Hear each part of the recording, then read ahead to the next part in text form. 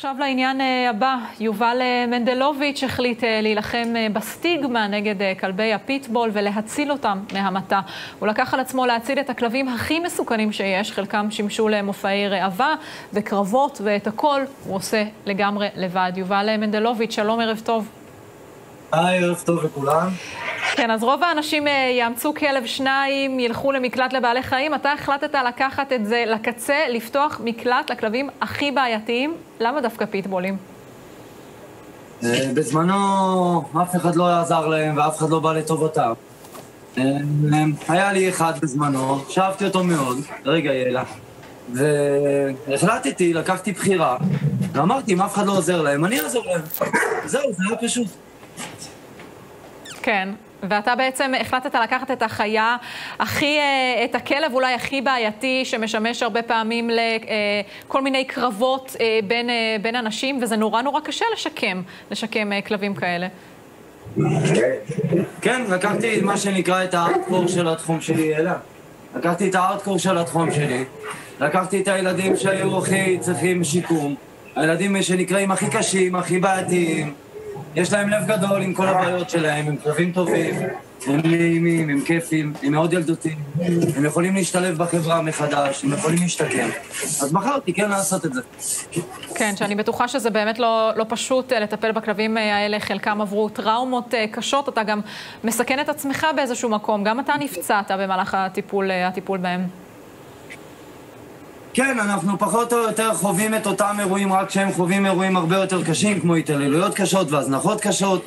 הם מגיעים במצבים מאוד גרועים לפה, אנחנו צריכים לעשות להם לפעמים פלטינות ולפעמים קצת השתלות והרבה ניתוחים מסובכים כדי לשקם אותם פיזית. מנטלית, כן, הם עברו חיים שלא קלים בכלל, אפילו מאוד מסוכנים. חלקם היו על סף המוות, מה שנקרא. וגם אני מצאתי את עצמי כתוצאה מההתנהלות איתם, גם לפעמים בכל מיני אירועים כאלו ואחרים, במיוחד בחילוצים שלהם. אחרי הכל אני עושה את החילוצים די לבד, אז... כן. אתה אומר שאתה באמת עושה את זה לבד, איך אתה מצליח להחזיק את כל המקלט הזה בזכות עצמך כבר 17 שנים, נכון? כן, אני עושה את זה כ-17 שנה, די, מון, אני מדבר. ועם השנים... רגע, סליחה. זה בסדר, זה בסדר גמור. כן, זה קורה, אין מה לעשות, ילדים. את יכולה לחזור לשאלה בבקשה, סליחה. אני אומרת, אתה עושה את זה לגמרי לבדך כבר 17 שנים, איך מתקיימים? איך אתה מחזיק את המקלט הזה לבד? קודם כל, אני למדתי על הבשר שלי ולמדתי ממי שהקשבתי, ממי שהקשבתי, שאנחנו יכולים להכיל הרבה מידע. אז כמו שמישהו שיש לו משפחה ויש לו עסק ויש לו עוד מקומות שהוא עוזר ומתנדב, אז אני החלטתי להכיל את המשפחה הזאת. אני חי את 17 שנה לבד. זה הרבה הקרבה של זמן, הרבה הקרבה של אנרגיה, אבל מעבר לזה זה המון בחירה, זה המון טוב. סך הכל אנחנו באים אחד לטובת השני, אני והילדים פה. כשגם החיים האישיים שלך קצת באו על חשבון הדבר הזה. לא, אני אגיד לך מה הכירתי, הנה החיים הפרטיים שלי. הנה, זה מה שאני יצרתי. כן, זה גם דרך להסתכל על זה. כמה זמן באמת לוקח מהרגע שאתה מקבל כלב שתוקף כלבים אחרים ובני אדם, עד הרגע שבו אתה עוזר לו באמת ליצור אמון בחזרה, לחזור לבסיס שלו עצמו ככלב אוהב ולא תוקפני? כן, המידע של אמון וטוטליות ונאמנות הוא משהו שקיים בהם, לכן יש בהם את האהבה ללא תנאי. תראי, הוא מגיע לפה, הוא נכנס לכלוב שיקום, ששם הוא גם עובר הבחנה, גם עובר חשיפה כתוצאה ממה שהוא עבר, אם הוא צריך להיחשף לאנשים, אם הוא צריך להיחשף ללהקה, אם הוא צריך להיחשף לבעלי חיים אחרים, ותוך כדי זה יכול להימשך מ9 חודשים, שזה המערכת שלו נרגעת ויודעת שזה מקומה והיא יכולה לייצר מידע חדש, עד כן. הכי חזק 4 שנים, ואז הוא יוצא מכלוב ללהקה לבית. כן, באמת משימה כל כך קשה. כמה כלבים יש לך נכון להיום? אני אענה לך, ויש את אלה שנשארים פה לנצח, שהאיזון שלהם הוא פה, והם משרתים כלבים אחרים. זה אומר שהם שייכים ללהקה משקמת כמו זו, ובגלל הדפוסים שהם הגיעו איתם, והם התאזנו בלהקה, הם עוזרים לילדים אחרים להשתקם. כן. אז יש להם גם את התועלת בהם, וגם יש להם את הבית שלהם. היום יש לי 100 ילדים, יש לי עוד ילדים בפנסיוני ובבתי אומנה שאני מממן ומטפל בהם. כשאתה באמת מנסה לשכנע אנשים להגיע ולאמץ את הכלבים האלה שאתה מצליח לשקם, זה לא קשה לשכנע משפחה לקחת פיטבול? תראי, הדרך הכי טובה, אני לא אקרא לזה לשכנע, ללמד או להראות משהו מעבר לסטיגמות, זה לא קל, כמו שאת אומרת, זה דבר מאוד קשה.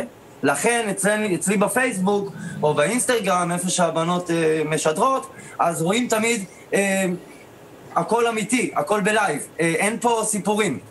אני מראה את המשפחות שמאמצות, אנחנו מעלים כל הזמן את הילדים עם הפיטבולים, כמובן שהכל תחת פיקוח, כן. וכל אחד שבא לאמץ מפה, בוחרים לו את הכלב. כי סך הכל אני מכיר כל אחד לנפשו פה.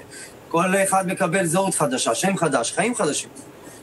כן, ואם היית יכול להפנות איזשהו מסר לאנשים שצופים בנו עכשיו, מה היית רוצה לומר להם? אולי שבאו לעזור, שבאו לאמץ, שיתרמו? כל המקום הזה הוא מחיר המון המון חיים, שמולים המון כסף. כל הוראת קבע שעושים לטובתי, או לטובת הילדים האלה, שזה ביחד, אם זה 5 שקל ואם זה 10 שקל ו20 שקל, במיוחד בתקופה כזו, אני מנשק להם את הרגליים, תודה רבה. מעבר לכך, עכשיו אני מסיים את פרויקט החורף, ההקמה של החווה הזאת על ההר. אז כולנו, מה זה, בכיף, אנשי מקצוע שיבואו לעבוד לרתך ולעבוד בעץ. יש לנו פה עבודות כפיים, יש פה 5 דונם של 100 ילדים בלי סוף עבודה. וכל אחד שיכול לתרום מזמנו, אפילו זדינים לחורף, אני אומר תודה, כמובן, מה זה? אתה זוכר את הרגע שבו... כן, אתה זוכר את הרגע שבו נוצרה אצלך האהבה באמת כל כך טוטלית הזו לכלבים? תשמעי, אני נולדתי לבית שאוהבים מאוד בעלי חיים. זה לא היה כזה בולט. ואחרי הצבא הייתי טיפה במשטרה, ואז היה לי פיטבול. ושמה כנראה נפתחו הצ'קרות. שמה הבורא שלח את המסר, וזהו, זה נפתח בבום. אני ביקשתי מאלוהים שייתן לי חווה שאני אראה מולה מהילדים שאני יכול להציל, והוא נתן לי את זה. בדרך לא וזו לא אחרת, נדדנו 19 שנים, אבל הוא נתן לי את זה, כן, אני מציל אותם. זה מה שרציתי. מאיפה באמת מוצאים את כוחות הנפש לראות כלבים שמגיעים אליך פצועים, גוססים, אחרי ששימשו ככלבי קרבות? יודעת שאני מתנהל איתם כל יום, ואני הולך לישון איתם בלילה, אני רואה כמה הם מאוהבים. אז כשהם מגיעים פצועים, והם מגיעים כואבים, זה לא מעניין אותי. אני יודע מה יהיה עוד יומיים, עוד 3, עוד 4. לא מעניין אותי. תשמע, יובל מנדלוביץ', נותר רק להוריד בפניך את הכובע ולאחל לך המון הצלחה בפרויקט החשוב הזה, שעוד אנשים יבואו, יתרמו, יעזרו, ישר כוח. תודה רבה לך. תודה. תודה רבה לכם, תודה רבה על הזכות, תודה רבה.